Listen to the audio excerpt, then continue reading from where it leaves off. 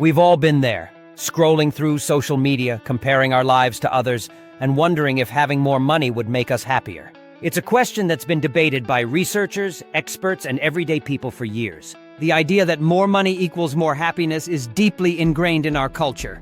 We're often led to believe that financial success is the key to emotional well-being. Join me as I dive into the question of whether having more money really leads to more happiness.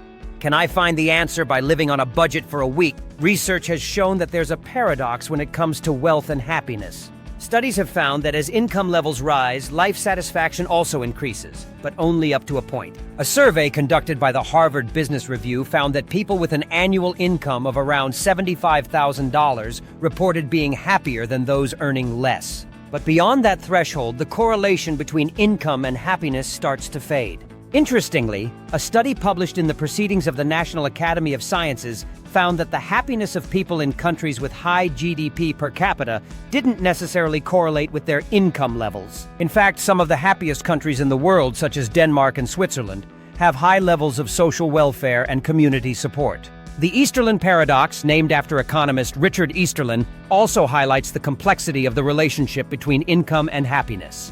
It suggests that while a certain level of income is necessary to meet basic needs, additional income beyond that point doesn't necessarily lead to greater happiness. In fact, research has shown that once basic needs are met, the impact of additional income on happiness diminishes significantly. This idea challenges the conventional wisdom that more money is always better. So what contributes to happiness if not money? Relationships, personal fulfillment, and mental health play a huge role. Having a strong support network, pursuing activities that bring joy, and taking care of one's mental well-being can often outweigh financial stability. For instance, a study on lottery winners found that their happiness levels increased initially, but soon returned to a baseline level.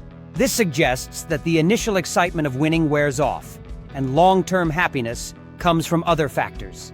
On the other hand, people who prioritize experiences over material possessions tend to report higher levels of happiness.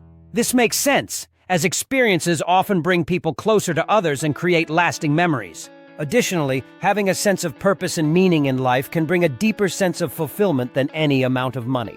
In conclusion, while money can provide comfort and security, true happiness often comes from non-material sources. It's a complex interplay of factors, but it's clear that having more money isn't the only path to happiness. If you've ever wondered if more money would make you happier, share your thoughts in the comments below. And if you're interested in exploring more topics like this, check out my video on the psychology of spending.